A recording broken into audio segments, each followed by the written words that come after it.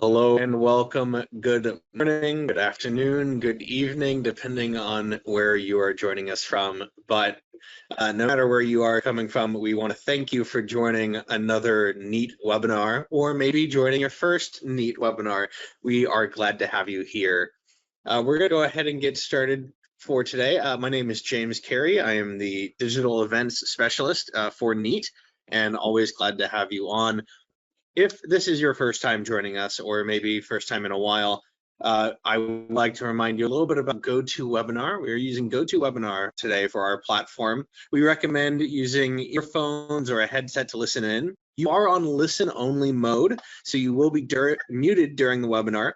You will not have access to your microphone or to your video, but we want you to still participate and engage with us. So in the control panel, as you see here on my screen, you should also have that control panel somewhere on your computer.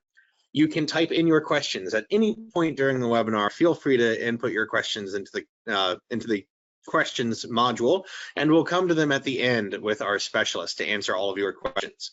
Any questions we can't get through by the end of the webinar, we will follow up with via email or through some other means, but we'll make sure we get those questions answered. And of course, we always want to hear your feedback. So if you have anything to follow up on after the webinar, there'll be a couple confirming that you attended and sending out any resources we have, such as the recording of this webinar, the slides that were used, and more information on Kneat and Kneat GX. But if you have something that you want to get in contact with us about, you can follow up at info@kneat.com. That's info@kneat.com. And your feedback is so important to us. There'll be a survey at the end, but we also always want to hear what you like about our webinar, what we could do better, and what you want to hear next from us at Kneat, be that a demo webinar that you can schedule for yourself, or join our monthly demo webinars, or more information on validation, digital validation, and all the industries that we cover. So just a brief slide about our copyright disclaimer statement for Kneat. All rights reserved for this and recording of our webinar. Everything is for discussion purposes only. And of course, today you're joining our webinar on Futureproofing your CSV program. So thank you again for joining us. We'll hear from our presenters, Kneat's own Darren Gainey, and one of our partners and dear friends from Fujirebio Diagnostics, Kathianne Ross. So we'll hear from them in a bit. Right now, here's a bit of what to expect from our webinar today, and we'll try to keep it to our hour to make sure we respect everyone's time. I'm doing my introductions now, so thank you for sitting through that. We'll talk a little bit about Kneat as a company and Kneat GX as a platform before diving into examining CSA and the here. And then we'll hear some specifics from Kathianne about Fujirebio digital CSV transformation and their move to digital validation. And of course, at the end, with whatever time we have left, we will get to your Q&As. So please be submitting those questions in the question module. But first, we have a question for you and all of us joining here. So this poll is about to pop up on your screen. Feel free to use one of these options. Just tell us at what stage of your journey to digitization are you at today? It could be starting with this webinar today. This is the first time you're hearing about or learning about digitization. This could be, you're in your initial discovery, you're doing some prep work and making some discussions. You're about to launch your first digital validation project. You've got some projects being delivered, but you're considering how to scale into more, or you've got multiple or maybe all of your projects across sites being validated digitally, and you're just here to learn more about how other people are doing it and maybe improve your own processes. All right, we'll leave this open for a little bit longer. I see a lot of answers coming in already. We have most everyone, 40% of everyone who's answered so far is in initial discovery. They're doing some prep work, they're getting discussions done, and they're getting ready to launch their first digital validation project, but they're not there quite yet. That's 40% of people. Another 47, so the other half, have some or multiple projects being delivered digitally, and they're considering how to scale or want to hear more about how other people are doing it. So we're all over the spectrum here. We've got some who are just starting with us today, and some who are about to launch. But yeah, our top 3 are initial discovery, some projects, and multiple projects. That's great to hear. We've had this poll open for about a minute and a half. 80% of you have voted, and we appreciate that.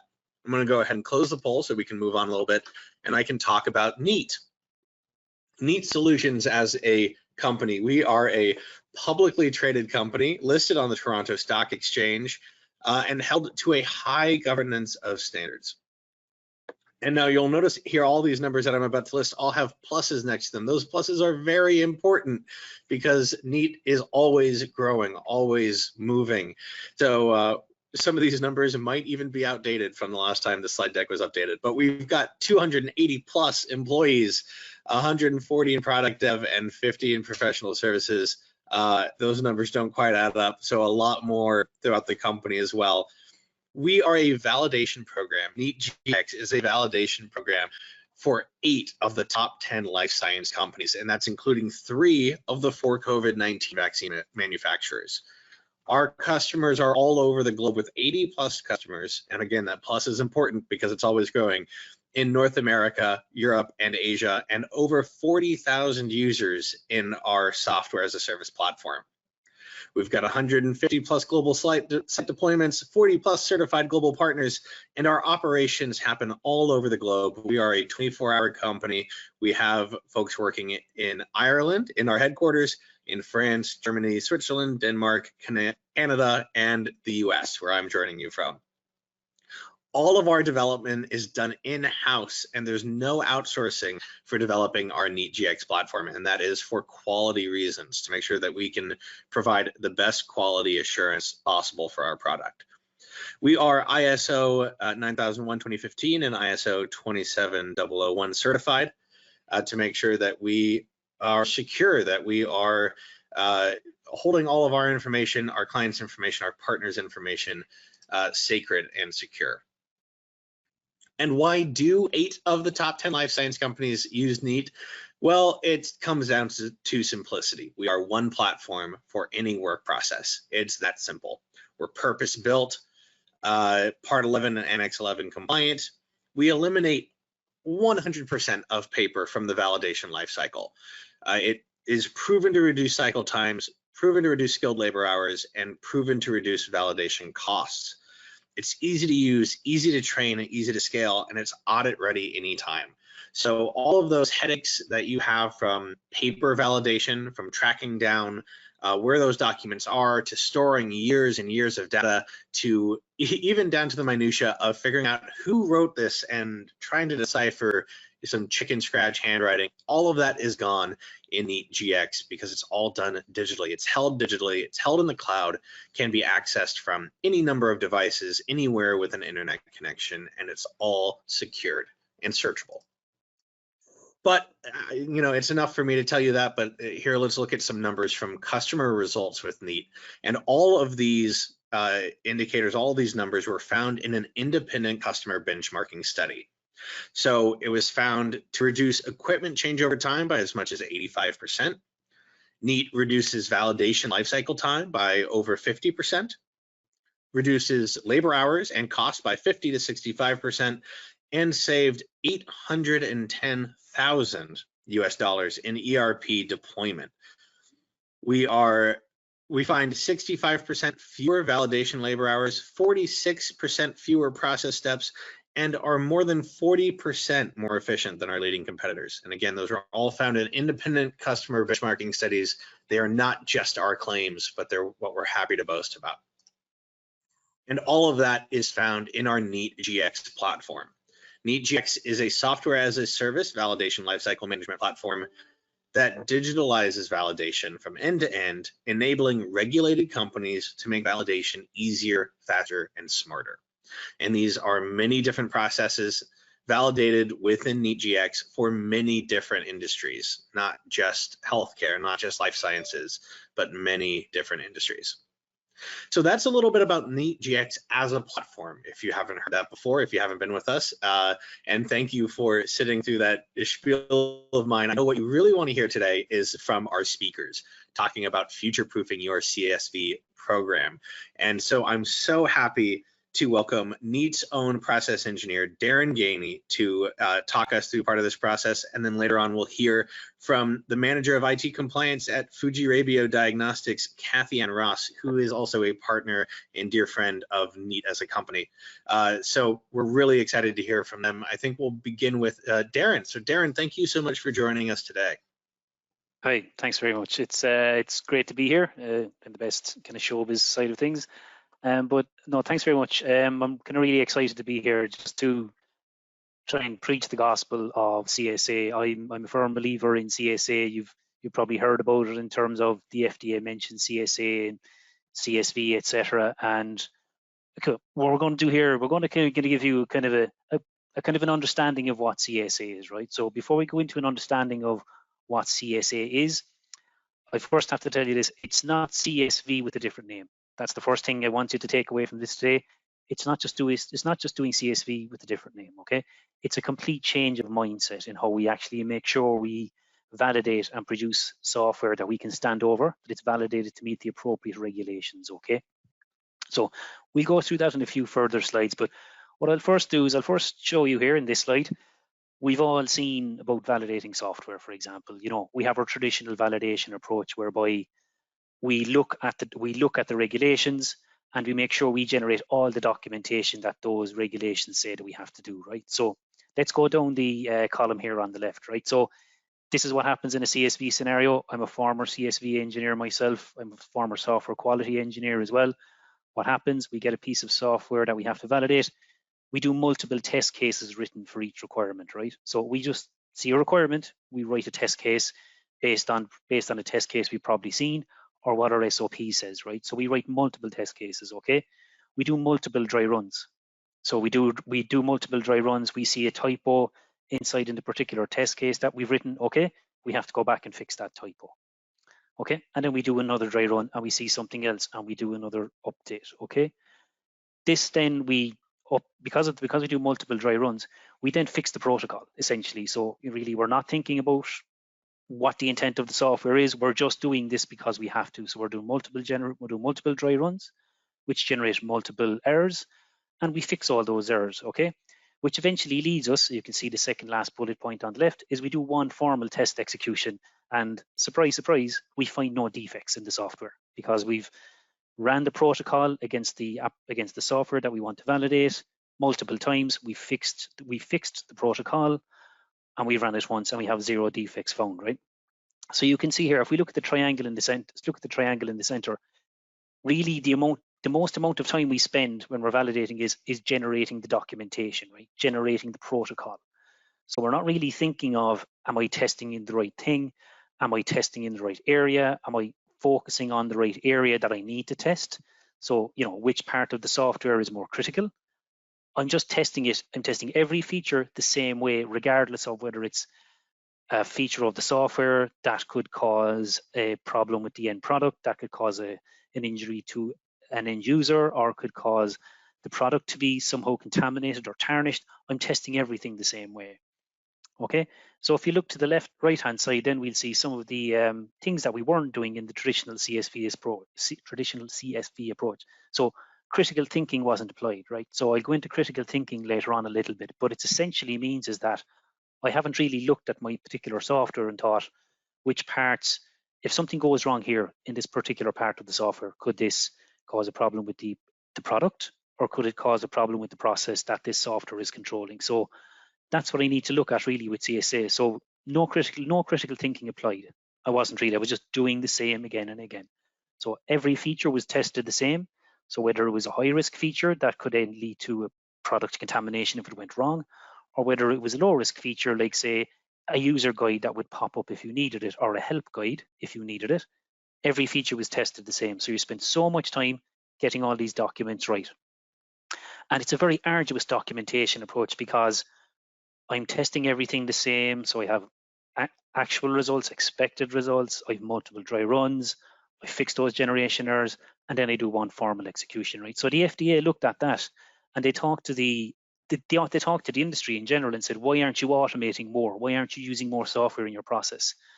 And if you look at that, you can see there's a huge amount of arduous documentation generation, value add in terms of, okay, it's taking me months to validate this particular piece of software.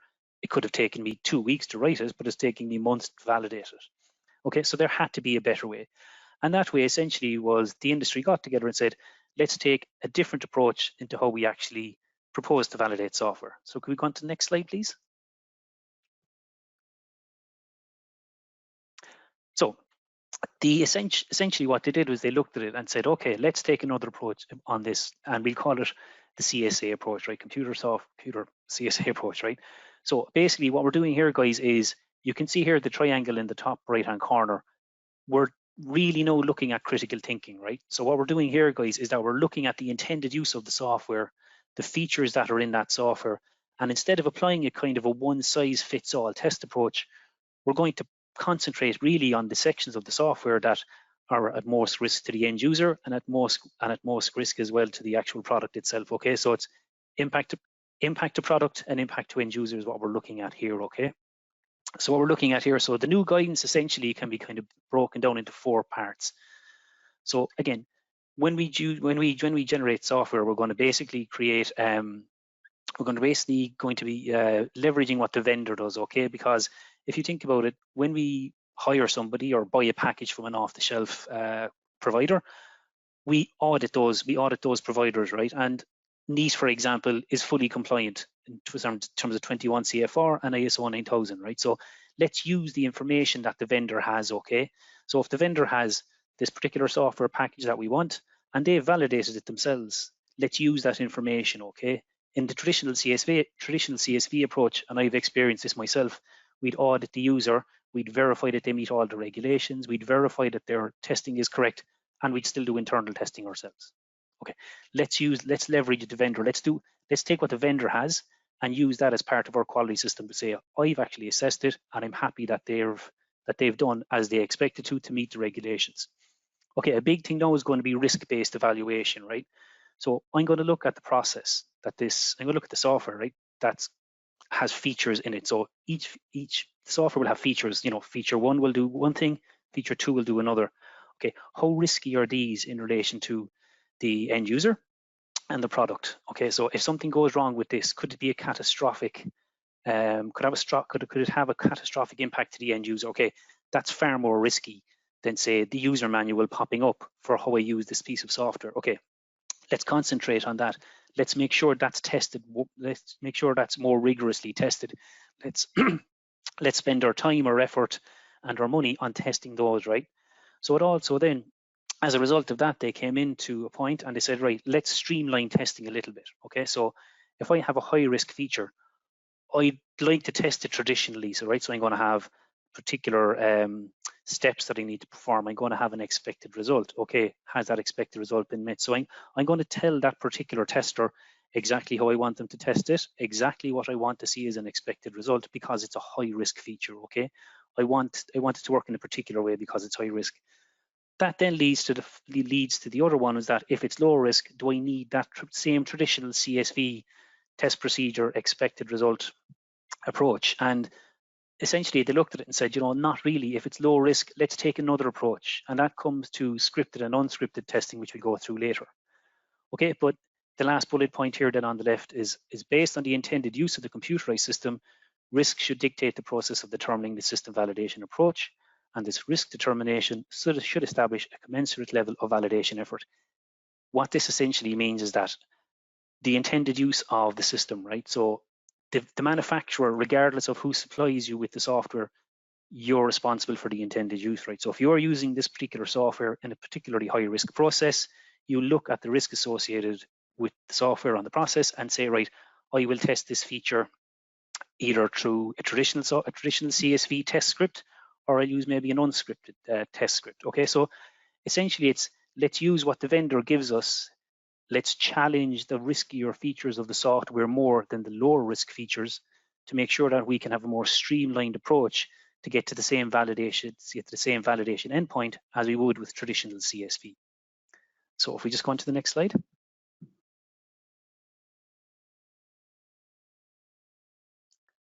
Yep, so let's just compare quickly CSA and CSV, right? So computer software assurance versus CSV. looking at the traditional CSV approach, right? Literally, you would spend 80% of your time creating the documentation and not really challenging the software to make sure it does exactly what you want it to do, right? So that's essentially the image on the left. So you spend more of your time in documentation than actually testing the system. CSA, the intent is to turn that on its head. I'm going to spend more of my time testing the system, and I'm going to spend less time documenting it. No, it doesn't mean no documentation. You will still document it. You will still take the appropriate verification path, whether it's a high-risk testing approach or a low-risk testing approach. But you'll see that if I spend more of my time actually testing, when I come to deploy this on my production line, I should be seeing less issues in production, because what am I doing? I'm concentrating more on testing the high-risk features that could possibly go wrong, rather than just testing everything the exact same way and not focusing as intended. So you can see here on the left, we have CSV, right? So the intent of CSV, and what it's always kind of been, is it's the emphasis is to meeting industry regulations, right? So the FDA says I need to do this. Okay, I will do this, but I won't even think about concentrating on on the riskiness of the feature, for example. Whereas CSA emphasizes software quality and security. Okay, so instead of just testing everything the same, I focus on what I want to test. Okay, CSV validates the entire computer systems, encompasses hardware, software, and processes. Whereas CSA, it assesses individual software applications, prioritizes risk-based thinking and critical analysis. Essentially, I look at what's risky, what is higher risk, I concentrate on those. I do slightly less rigor testing on the lower risk systems, but it's just a different approach. So CSV, look, it's always been documentation heavy. I remember in the past getting handed binders upon binders upon binders of documentation. And a lot of it, when you think about it from a CSA perspective, was testing everything the exact same. Again, I'm generating it because the regs said I have to. Whereas in CSA, it reduces redundant compliance documentation with increased focus on vendor testing, unscripted testing, and ad hoc testing. I can't emphasize enough to leverage your vendor, right? If you have a good vendor and you've audited them and you have a good relationship with them, especially when it comes down to trust, let's trust them. Let's take the documentation that they have. Let's examine it as part of your process of bringing them on board as a vendor. And if they've tested something, look at it and think, do I need to test this again? Okay, if I don't, right, no, your documentation from the vendor is going to be part of my quality system that I can show and explain to my own internal quality group and also to an auditor. And the last one with CSV, it's always been resource intensive. You know, that's one of the things that came back from the FDA when they asked the industry, why don't you do more software? Why don't you automate more systems using software? And well, on the answer came back, it costs so much money and it's resource intensive. With CSA, again, let's look at it. We can reduce the paperwork by up to 80%. So huge advantages there. So can I go on to the next slide? So critical thinking, right?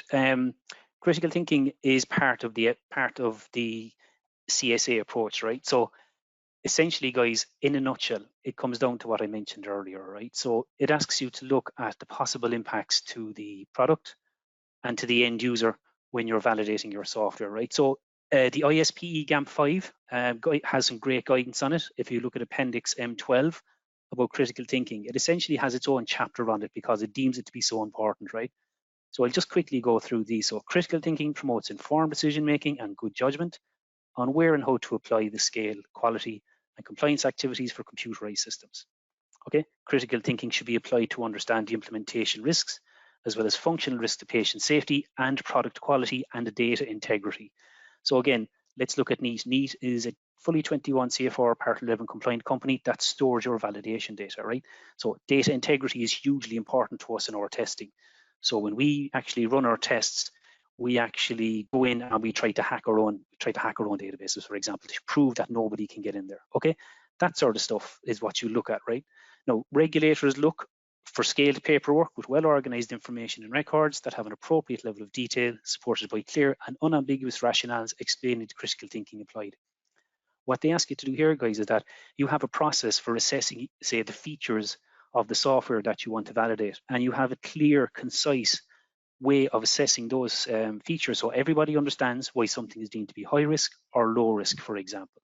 So that's basically what GAMP is asking you to do. No, GAMP will never tell you what to do. The FDA will never tell you how to do it, but they want you to have something clear and unambiguous so you can make that assessment that something is high risk or something is low risk. Okay, so can I go on to the next slide, please? Okay, and just to continue this on, guys, you can see here that the evolution of the risk to quality should be assessed on scientific knowledge and ultimately linked to the protection of the patient, right? Essentially what we're looking for here, guys, is that at the end of the day, we're creating product for a patient. Nobody here in this call wants to send out product that can possibly affect the patient. And especially when we're automating that process, we want to make sure that process is complete and it works for them and it's not going to cause any issues, right? So the level of effort, formality, and documentation of the quality risk management process should be commensurate with the level of risk. In other words, if I have a high risk system, okay, I might do my testing in a particular method. So I'm going to really examine this particular feature or set of features, and others I will examine in less rigor.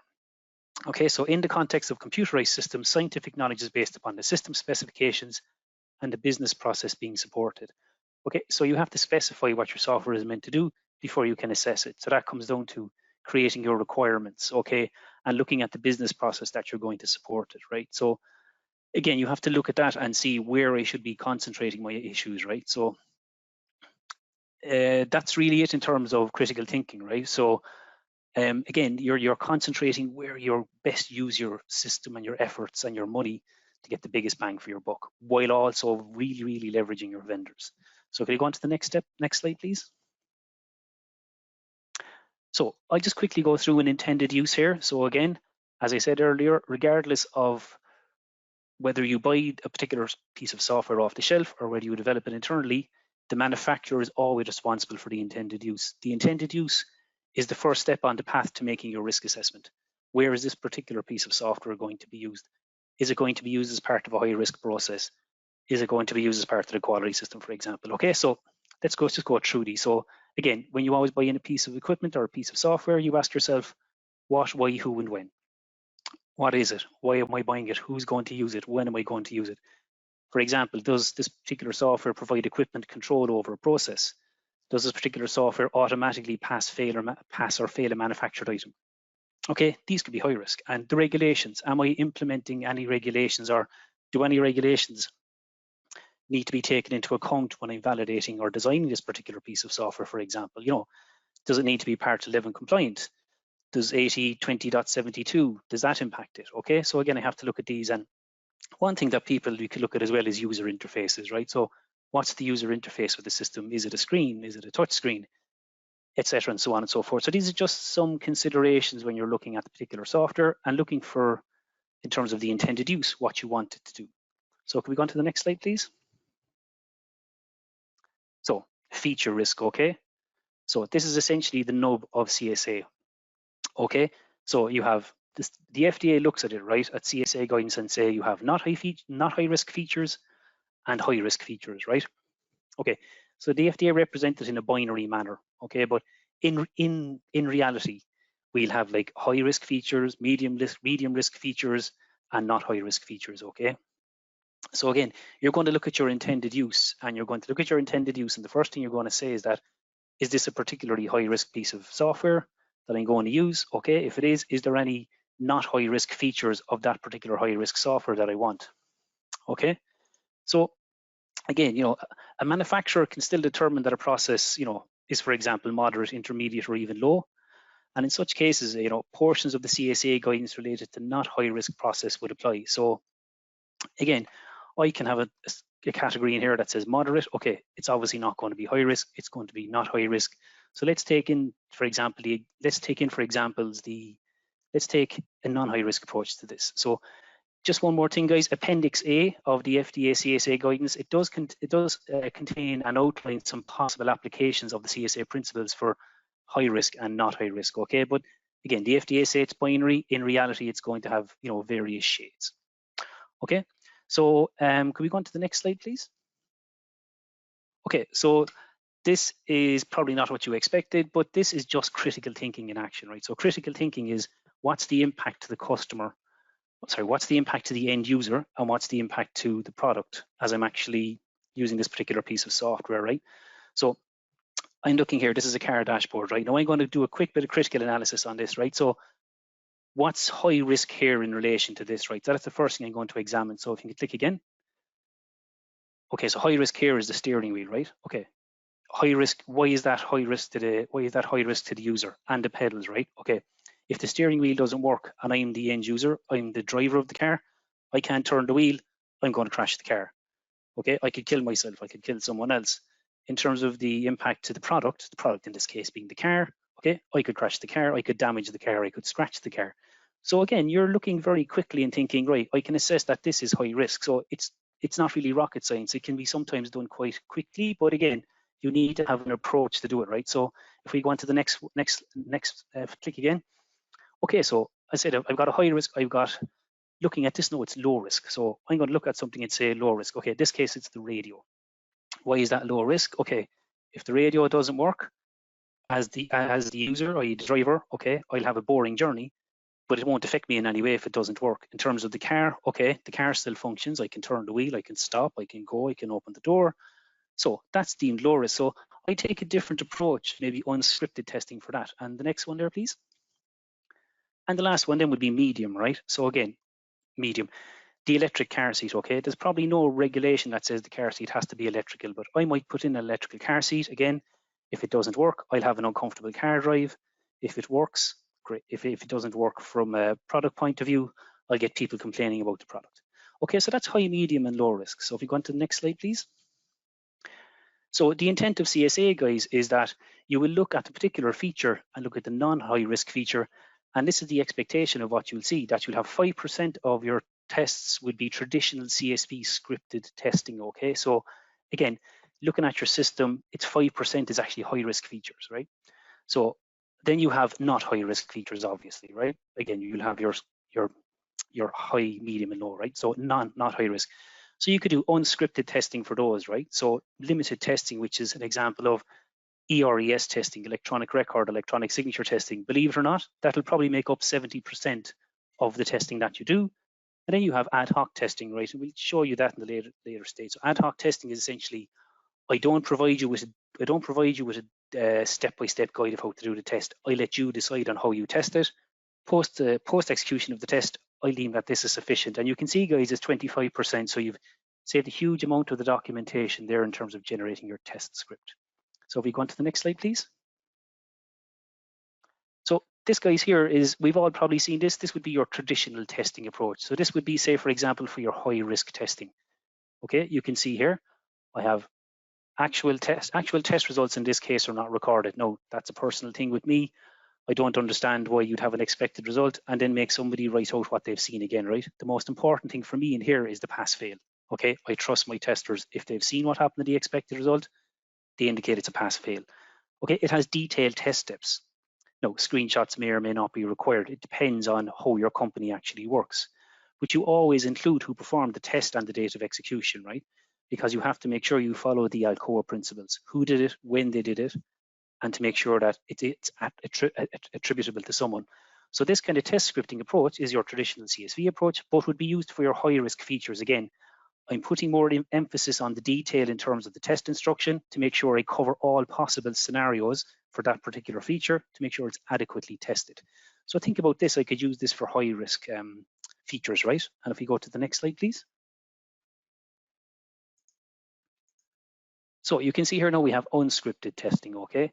So let's look at this. So this could be anything that's not high risk, okay? So again, something that could be low risk or something that could be medium, for example. So you can see, right? I have established high level test plan objectives, right? I'll say it here that this is my test description, this is my acceptance criteria, but I don't have any step-by-step script procedure provided, right? Because it's not high risk. Now, I do want to give the tester some indication of how I want to test this, but you can see, for example, there's no steps 1 to 4 because it's deemed to be not high risk, okay? I still have my pass-fail, I still have my performed by, etc. And I still make sure that it's tested adequately. Again, let's go by what the FDA has always said for years. If it wasn't documented, it didn't happen, okay? Unscripted testing, I'm using the appropriate testing approach to verify my feature has been tested adequately, right? So again, that's just one. Again, you can use a scenario to describe what you want them to do. Okay, and the next slide then, please. So ad hoc testing, right? So this is essentially for your low risk features, right? That pretty much, no, depending on how you decide it, when you create your risk assessment procedure is, again, this is something that doesn't have an impact to the end user and doesn't have an impact to the product that you're creating when you're using this particular software. Again, you can see we still have the test description, the acceptance criteria. What you'll notice is that the scenario here isn't pre-filled by the person drafting that particular test. So again, when the tester is actually performing the test, they write in what they actually did to verify the particular feature that they want to test, okay? So again, it still has a pass-fail, you still document who did it, but you leave it up to the tester at the time. You leave it up to them on their training, their expertise, their due diligence, that they know exactly how to test this, right? Okay, so we can go on to the next slide, please. So again, really CSA is all about risk-based validation, okay? That's really what we want to do it in the nutshell. So if we start up here, right, on the left, on the top right-hand side, it's risk-based validation. So we scale validation based on risk. It's all about risk, okay? Really leverage vendor audits. I can't emphasize that enough, because you will get so much information and so much good quality information that you can use to defend yourself in the event of an audit. You should really leverage your vendors. And it's all on system risk and risk-based features, right? One thing I'll also mention here is that the use of your SMEs on site, your subject matter experts, use them in relation to the process. They'll know the riskiest part of the process that you want to automate, okay? So if you're automating it, let's look at those guys and let's bring them in as soon as possible as we can to the project. So we can use unscripted and ad hoc testing if we so wish. So again, all functionality is tested, but only high risk functionality requires a traditional scripted testing approach, okay? So again, we're testing it adequately because of its risk. So utilize unscripted and ad hoc techniques for low or medium risk. Can't emphasize this enough. Unscripted testing does not equal no documentation. You can't have a requirement traced all the way to nothing that it hasn't been verified, okay? You do have to do some form of testing. And the last one then is vendor audits. It's scale the level of vendor audit to the risk of the application, okay? If I'm bringing in a piece of software that's bespoke, okay, so it's one-off, I'm hiring this group of individuals at this company to create a piece of software for me that's going to be used to create, for example, a cancer drug, okay, and it's the first time it's been used. It's just for me, okay. I'm based on the risk and based on the fact that it's a one-off piece of software. I might do a lot more testing, and I might insist that they do a lot more testing in terms of scripted testing. But again, leverage the testing done by the vendor to further scale your own validation effort. Okay, so that's really what you want to do. You want to concentrate on where the particular risk is and use the vendor when you can. So can I go on to the next slide, please? So again, just the main takeaways on CSA, guys, is the FDA regs are not changing, okay? The FDA haven't changed the regulations. They've just given you a different way to meet those regulations, right? So CSA provides a method ensuring you stay compliant with regulations, okay? It's a patient safety and product quality centric approach, not a process or documentation centric approach. Okay, use critical thinking. We've seen here how kind of quick and easy it can be with a car, right? No, it's just an example, but look at the FDA guidance and the recently released GAMP 5 second edition. There's some great information there. So get your organization familiar with and implementing the critical thinking approach. You know, we're all professionals. We hire people at a very expensive cost to do things for us. Let's get the SMEs in and let's get them trained up. So the SME involvement when applying the CSA critical thinking approach, always look at that. Much of the heavy lifting is going to be done early on. You know, what features or functions or operation are high risk or not high risk, for example. You'll spend more time there in the CSA approach than your traditional CSA approach, but you'll get the benefit in the end. And the leveraging the existing activities of supplier data, again, don't reinvent the wheel. You know, take credit for what the vendor has done and use that when the vendor is actually, when you've actually assessed the vendor. So I think that's it for me, James, is it? Yes, I believe so. Thank you so much, Darren, for that enlightening walkthrough. We'll pass it off to Kathianne Ross, here to talk to us about Fujirebio. Kathianne, thank you so much for joining us.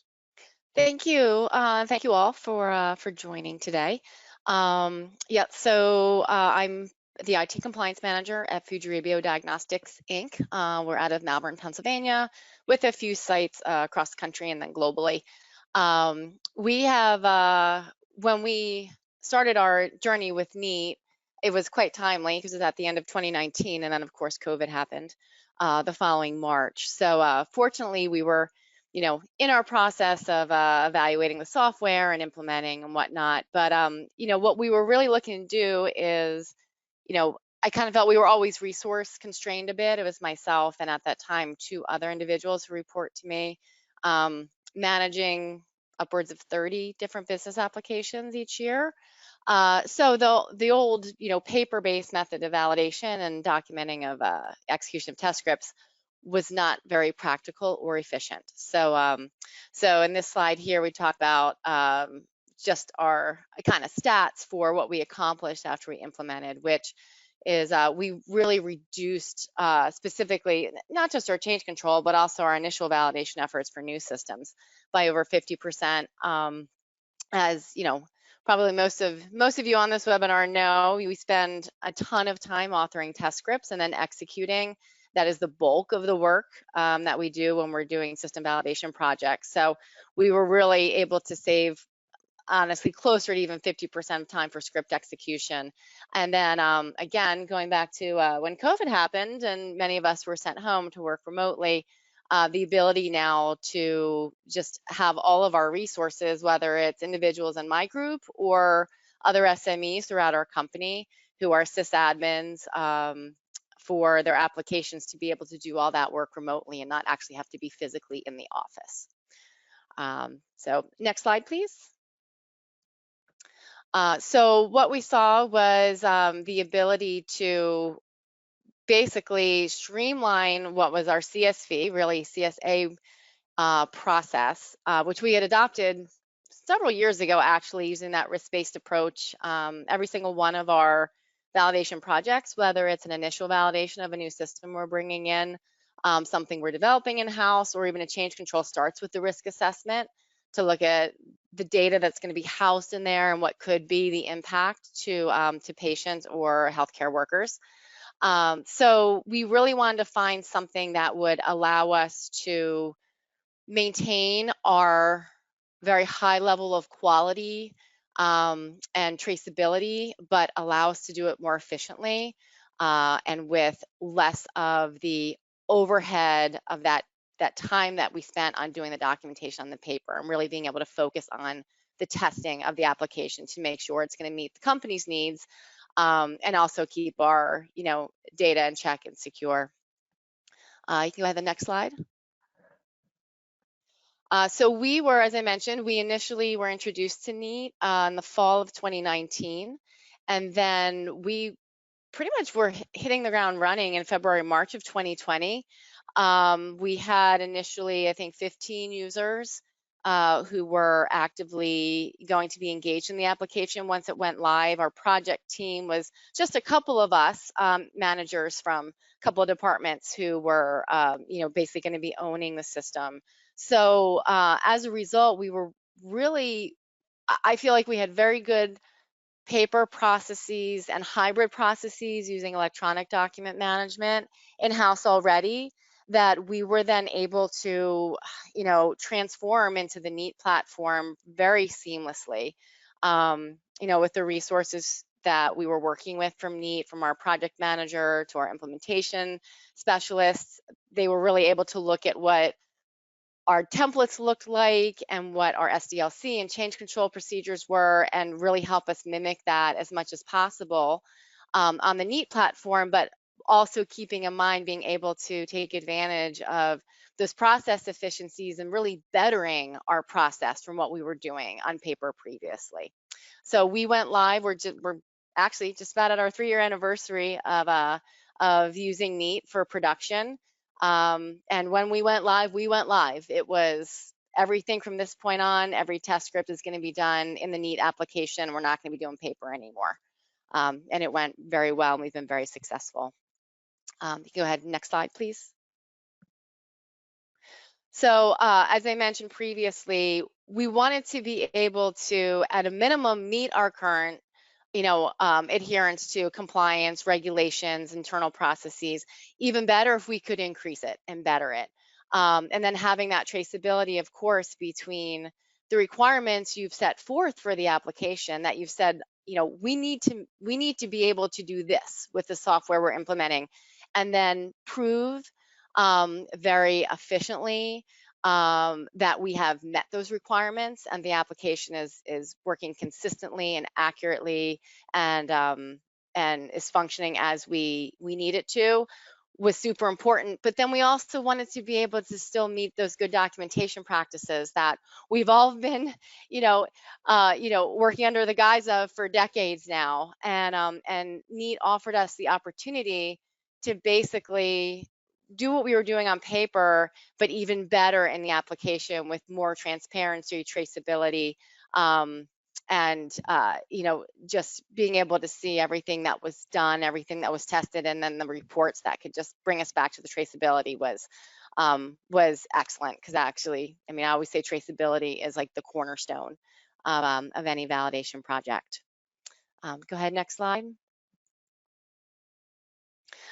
So, something that we had looked at a few times during the years, I've been with Fujirebio since 2010, had been with other companies prior, and had some introduction and opportunity to use automated testing systems or validation systems, which were like your Quick Test Pro. And while they could be very efficient, especially if you were a software vendor, they, as much as we tried, they were never going to work for an organization like mine, where we have many different applications, many different sets of data, different databases, Oracle, SQL, whatever. And when we come up, say, with an upgrade for, for one of our existing softwares that we're using, and we want to go back and do a good amount of regression testing to prove that what we initially needed to work is still working, doing those automated testing systems were not working. The ability, again, with Kneat to allow us to kind of do what we were doing with your normal, word processing applications, MS Word, Excel, whatever, was awesome. And it doesn't matter what our data set is, because we're not having to worry about having that programming level of skill where you're scripting, a test script and then kicking it off overnight and hoping that you don't come in the next morning and find that something went wrong in the middle. And you're back to square one. So Kneat it's exactly what I always wanted for a lot of years that I have been, doing this type of work. Go ahead, next slide. So we did, best we could as far as trying, because we had to show our executive management team what we could save in terms of man hours and costs if we moved from our paper-based test execution to Kneat, using it in a digital capacity. So one of our Kappa systems, we pulled some scripts that we had done by hand, and we basically, did a comparison. If we are executing these by hand, where you've authored the script in Word and you've printed it and you've given it to somebody for a pre-execution, handwritten signature approval, and then you're documenting on paper, and at that point putting in your actual results and signing off and all of that, and then printing the screenshots and labeling those and attaching them and compiling it all and putting it in a binder, versus doing that same work in Kneat in a digital capacity. We really cut our time in half and more at this point, as we've had more users become that much more proficient in using Kneat. And we also were able to pretty seamlessly use Kneat in a hybrid capacity with our electronic document management system for projects teams where we had many reviewers and approvers on some of those bookend documents, your SVMPs, your VFRs, your change control plans, change control summaries. We're able to kind of keep everything electronic, whether it happens to sit as a document in our EDMS or it's actual, executed test scripts in Kneat or, other, similar documentation. So we again are 100% remote validation. My whole team is remote, and just about all of the SMEs that we work with, our business analysts, our system administrators in our company, are also work from home or at least hybrid. So that ability to just not have to stop by someone's office and say, hey, do you have those test scripts for me to review now and look through, or have you printed all those screenshots, it's just been a tremendous increase in efficiency for our computer system validation, SDLC, change control processes. Go ahead, next slide. All right, that's the end of my piece. Yeah, I think Pass that's all it we have back for you. over. Thank you so much, Kat. Yeah, no, really appreciate those insights from Fujirebio and 3 years. Wow, that's fantastic. Coming up on your Kneat anniversary. We have a ton of questions in the question module here I want to get to, but quick, I first plug for the last chance for people to register for our Validate conference coming up in just a couple weeks in Miami, Florida.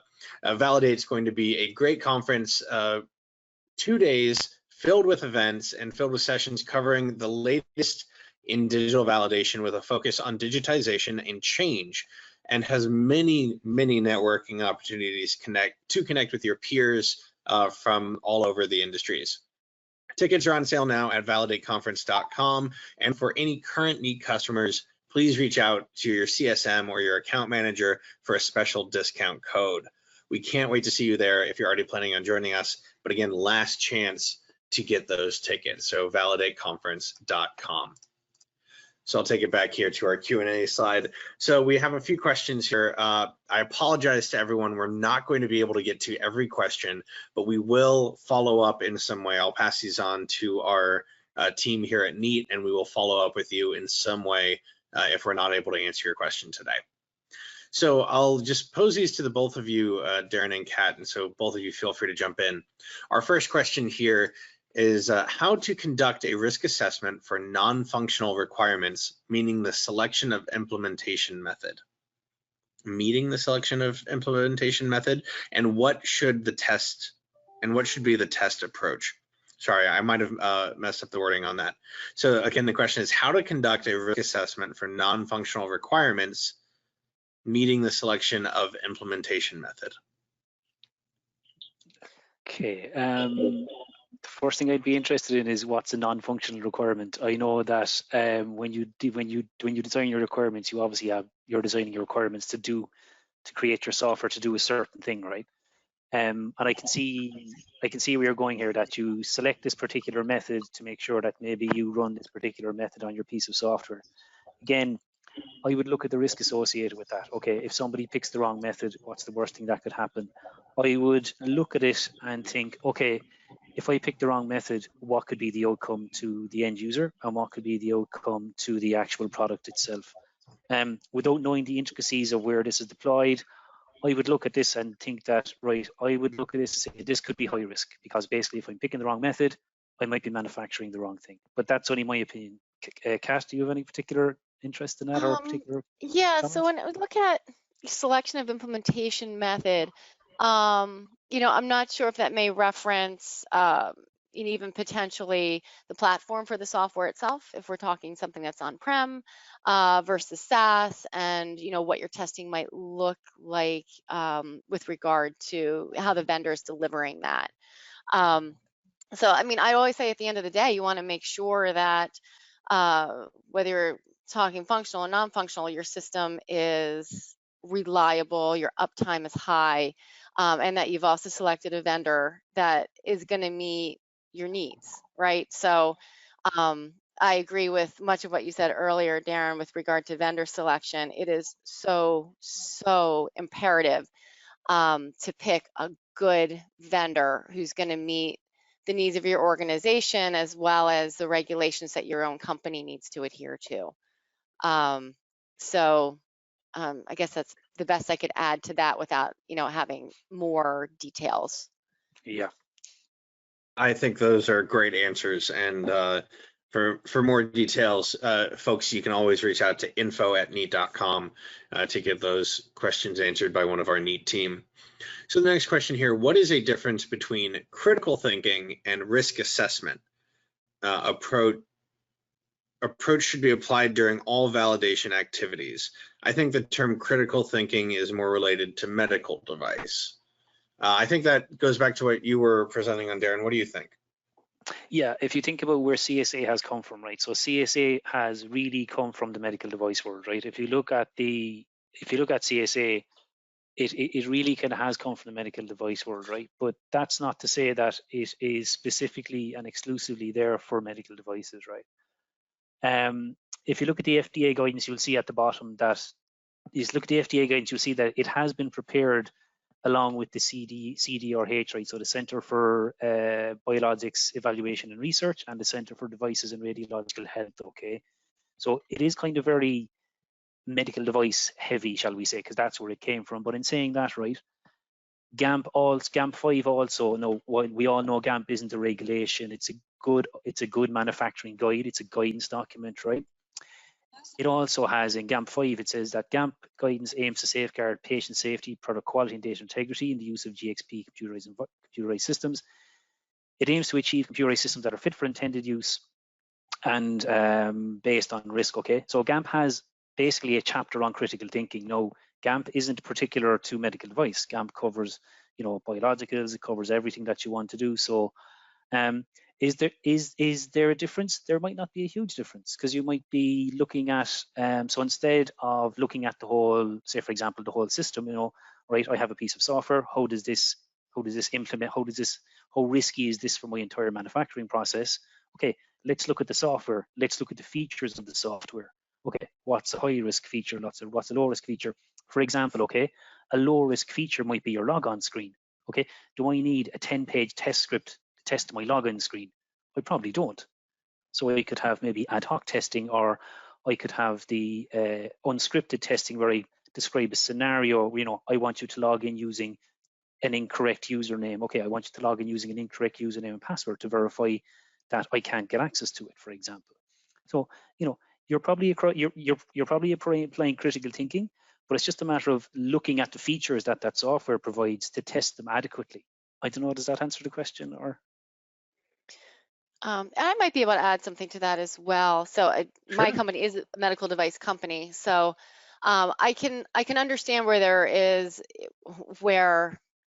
you know, this might stem specifically from med device, because you talk about, you know, my company, our business is in vitro diagnostics, right? So we're not putting anything into the body, which is, you know, a lesser criticality to a certain extent than if you're implanting pacemaker into a patient. So I think that that may be why this has come from med device versus, you know, straight up pharmaceuticals. That being said, you know, I do think that the concept of critical thinking, you know, can be interpreted not really specifically as a med device or pharmaceutical life sciences term. I kind of look at critical thinking as, let's figure out what we really need to make sure works here. Like, where do we need to put our biggest amount of effort to make sure that things are going to go right and we're not going to harm anybody? You know, versus saying, oh, it's, you know, this piece of industry or that piece of industry. So, you know, that would be my kind of 2 cents on it, is using critical thinking just to make good decisions about where to spend your time and how to assign your resources. And again, I always have said system validation is just good business. Any type of validation is just good business practice, right? You want to make sure that what you're implementing, what you're using on a daily basis, where you're housing your data is going to work. And it's going to be reliable. yeah, That's great. I think, Kat. yeah, thank you for the answers on that. We have enough time, I think, for one last question here, just a couple minutes. And again, everyone whose questions we haven't gotten to, we'll find some way to follow up. Maybe another webinar is needed from this, because we do have a lot of questions remaining. So let me get back up to the top here. Do you think the CSA approach can be applied by a firm on COTS? So Kat, do you want to talk to that one? I Yeah. think you're more experienced Oh on that. gosh, yes. Yes, 100%.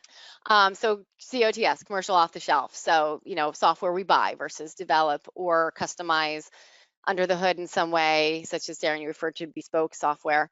So yes, 100%. It's applicable to COTS, in-house developed, whatnot. You know, where I mentioned, you know, we start any project with a risk assessment, whether it's doing one from the start because it's a new system we are just working on, or going back and looking at what we had on file from previous risk assessment for an existing software. But then it comes down to user requirements. Again, that intended use concept. How are we going to use the software? If I'm only using sections 1, 2, and 3 out of 10, modules for this particular piece of software. Why would I spend any time doing work on the back half, right? If it's not relevant to my business process? And you figure that out with your user requirements and what you need the software to do for you. So 100% CSA is applicable in that regard and kind of governs how you define those requirements and what you figure out is most important to your organization. Perfect. Thank you so much for answering that question, Kat. Our last question, as it turns out, because we are at the 1 hour mark here. So I want to give a big thank you to namely everyone who has joined us. Thank you for the record question turnout on here and sticking with us for this webinar. If you want to give us our feedback, stick around after the event for a quick survey, or feel free to email us at info@kneat.com. And of course, more information, including this recording and all the recordings of our past webinars, can be found on kneat.com on our webinars page. So feel free to go to our website, interact with us there, interact with us on social media, on X, formerly Twitter, and LinkedIn, to hear more about Kneat at conferences and more webinars coming up, and the latest on Kneat GX as a platform. So big thank you to you, Kat and Darren, for being with us today, and hopefully we'll see you back soon for another Kneat informational webinar. Thank you so much, everyone, and have a great day wherever you are joining us from. We'll see you next time.